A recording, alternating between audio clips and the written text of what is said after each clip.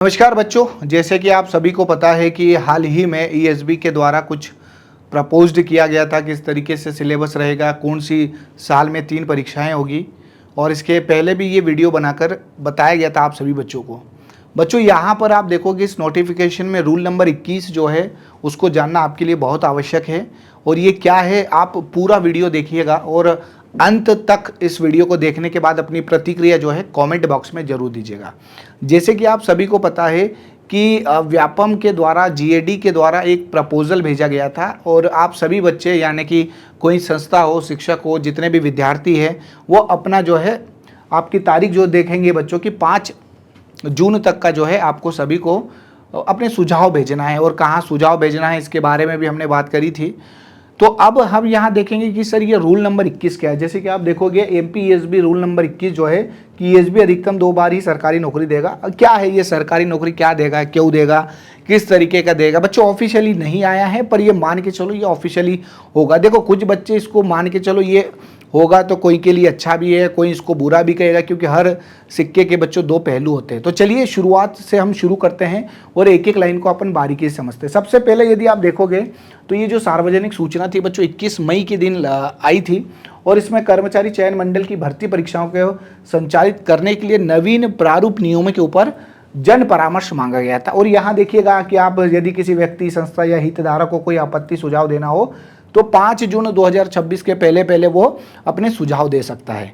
और चूंकि ये क्या था बच्चों, तो आप सभी को पता है कि साल में 3 परीक्षाएं होगी, जिसमें एक टेक्निकल परीक्षा होगी, एक नॉर्मल परीक्षा होगी और एक शिक्षक की परीक्षा होगी। और जिसमें आप देखेंगे कि ये 2 पेपर जो रहेंगे बच्चों, इसमें ये जो संयुक्त तकनीकी परीक्षा और सामान्य अर्हता परीक्षा है, इन पर जो भी नंबर आएंगे इसका स्कोर कार्ड जो रहेगा वो 2 साल के लिए वैलिड रहेगा। और जो टीचर का रहेगा बच्चों वो आजीवन आपका वैलिड रहेगा। अब इसके ऊपर सुझाव मांगे गए हैं। अक्टूबर 2026 के बाद जो है ये एक तरीके से पूरी तरीके से इम्प्लीमेंट होगा साथियों। अब यदि आप देखोगे 5 तारीख के पहले क्या सुझाव आएंगे, इसमें क्या और चेंजेस आएगा, इन सब के बारे में आप सभी अभ्यर्थी और अपने अपने स्तर पर सभी संस्थान अपने अपने सुझाव दे रहे हैं। तो आप सभी देखेंगे कि नियम 21 क्या था बच्चों। यदि आप देखोगे उस पूरे नोटिफिकेशन में जो रूल नंबर 21 है, इसमें आप देखोगे कि इन नियमों के अधीन, मैं पूरा पढ़ के आपको बताता हूं, इन नियमों के अधीन संचालित अर्हता परीक्षा के परीक्षा परिणाम के आधार पर सफल विद्यार्थियों को नियुक्ति का कोई अधिकार नहीं होगा। यानी ऐसा नहीं है कि भैया आपने किसी भी परीक्षा के फर्जी तरीके से फॉर्म भर दिया, आपकी उम्र नहीं हुई, आपने उम्र भर दी, आपकी हाइट नहीं और आपने बोल दिया हमारी हाइट है और आपने फॉर्म भर दिया, तो ये नहीं है कि तुम्हारा नंबर और नाम आ गया और तुम हो गए कि सिलेक्ट हो गए। जब तक आपका मेडिकल नहीं होगा, आपने जितने सर्टिफिकेट नहीं दिए हैं उन सभी का क्रॉस चेक होगा, पूरी तरीके से वेरिफिकेशन होगा, सत्यापन होगा, उसके बाद अंततः आपको क्या दिया जाएगा बच्चों, चयन दिया जाएगा। ये सभी आपको यहाँ पर यही कहने वाले हैं बच्चों। यहाँ पर आप देखेंगे कि ये जो 2 नंबर हमें जो दिख रहा है, इसमें देखो बहुत अच्छे क्या लिखा है, ऐसा शासकीय सेवक यानी ऐसा गवर्नमेंट सर्वेंट बच्चों जो नियमित शासकीय सेवा में नियुक्त होकर पदभार ग्रहण कर चुका है को अधिकतम 1 बार मंडल की परीक्षा के आधार पर नवीन पद पर नियुक्ति दी जा सकेगी। यानी बच्चों आप देखेंगे कि जो ईएसबी की बात हो रही है, यहाँ बोर्ड यानी ईएसबी, जो पहले व्यापम जिसको बोलते थे अभी ईएसबी कहा गया है। यहाँ पर ईएसबी 2 बार आपको क्या देगा, अपग्रेड करने। जैसे मान के चलिए, अभी मैं उदाहरण से बचूंगा कि किसी व्यक्ति ने एक पोस्ट ले ली है, फिर दूसरी पोस्ट लेगा, तो उसे ईएसबी की दूसरी परीक्षाओं में शामिल नहीं होने देगा। उसके बाद तुम यूपीएससी दे सकते हो, एमपीपीएससी दे सकते हो। बाकी ईएसबी जो भी परीक्षा लेगा बच्चों, उनमें सिर्फ व्यक्ति को 2 ही बार सरकारी नौकरी मिलती है बच्चों। हालांकि ईएसबी लेगा तो वो सरकारी नौकरी है। इसके अलावा एक स्पष्टीकरण और भी दिया है।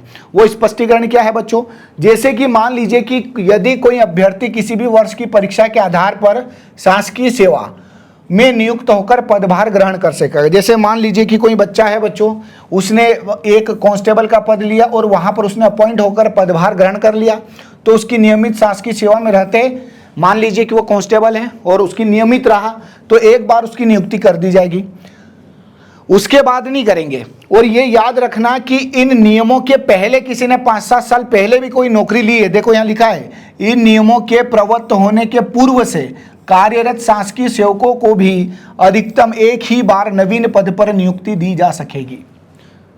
तो यानी कि आप सिर्फ 1 बार नौकरी ली और दूसरी बार ले सकते हो, तीसरी बार नहीं ले सकते हो। और यदि मान लीजिए कि कोई बच्चा है, बोलते हैं ना बच्चों की बार बार वो फॉर्म भर रहा है, बार बार उसका सिलेक्शन हो रहा है, तो होने दो बच्चों, पर याद रखना उसका फाइनली आप देखोगे तो चयन नहीं होगा, क्योंकि ज्वाइनिंग ही नहीं आएगी। उदाहरण के तौर पर मैं आपको बताता हूं बच्चों, उदाहरण के तौर पर यहां मैं उदाहरण लिख रहा हूं, है ना, ध्यान रखिएगा। यहां पर इनका कहने का मतलब है कि यदि आपको कम ग्रेड पे वाली नौकरी नहीं करना है तो फॉर्म ही मत भरो भाई, कुल मिला के। जैसे मान लीजिए कि कोई बच्चा है, उसने 2021 में कांस्टेबल बना भाई, 2021 में वो क्या बन गया है, कांस्टेबल बन गया। ईएसबी की बात हो रही है यहाँ पर, किसकी बात हो रही है, ईएसबी की। और कांस्टेबल का ग्रेड पे जो है बच्चों आप सभी को पता है 1900 ग्रेड पे है। अब मान लीजिए 2021 में वो कांस्टेबल बन गया और उसके बाद मानो कि 2023 में एक वैकेंसी आती है और वो आती है पटवारी की। कौन सी आती है बच्चों, पटवारी की। और उसका पटवारी में सिलेक्शन हो जाता है और पटवारी का ग्रेड पे जो है 2100 होता है। तो अब पहली बार तो उसने सरकारी नौकरी कांस्टेबल में यहाँ पर उसने ज्वाइन कर लिया, उसने यहाँ पर ज्वाइन कर लिया बच्चों।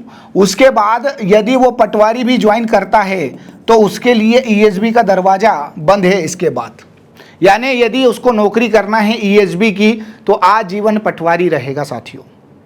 अब यदि मान लो कि भैया 2026 में पटवारी एसआई आई, तो वो भले एसआई का फॉर्म भर दे, ठीक है, पर सिलेक्शन अंततः ज्वाइनिंग नहीं होगी। यानी इसका एकमात्र उद्देश्य ये रहेगा बच्चों कि यदि आपको वास्तव में उस नौकरी की आवश्यकता है तो सिर्फ आप फॉर्म भरिए, ठीक है जी। अब ये क्या होता है कि ये आप सभी को पता होगा कि एक सिक्के के दो पहलू होते हैं। आप कोई बोलेंगे कि सर ये हमारे अधिकारों के साथ वायलेशन किया जा रहा है, ऐसा क्या नियम होता है। तो बच्चों देखो, ये कोई अपने से नियम नहीं आया है, ये ऑफिशियली यहाँ पर आप देखोगे तो बच्चों 21 में पूरी तरीके से लिखा गया है। तो मैं आप सभी को इसके ऊपर ध्यान आकर्षित करना चाहता हूँ, इसको संज्ञान में लाना चाहता हूँ कि जो भी एग्ज़ाम फॉर्म आप भरो बहुत ध्यान से भरो। हालांकि आप भले पेपर देते रहो, निकालते रहो, बस वो फॉर्म के पैसा ही लगेगा और कुछ नहीं है, बाकी ज्वाइनिंग वगैरह नहीं आएगी। इसीलिए जो भी वैकेंसी आपको टारगेट करना है उसी को टारगेट करें बच्चों। तो ये एक छोटा सा अपडेट था, उम्मीद है आपको बहुत समझ में आया होगा। तो अपना जो भी ड्रीम है बच्चों, जो पोस्ट आपको लेना है उसी के बारे में आप उसका फॉर्म भरें। इसका ऑल ओवर कहने का मतलब यही था। जुड़े रहे बच्चों सीएमसी के साथ इसी प्रकार की अपडेट के लिए। बहुत बहुत धन्यवाद। नमस्कार, जय हिंद।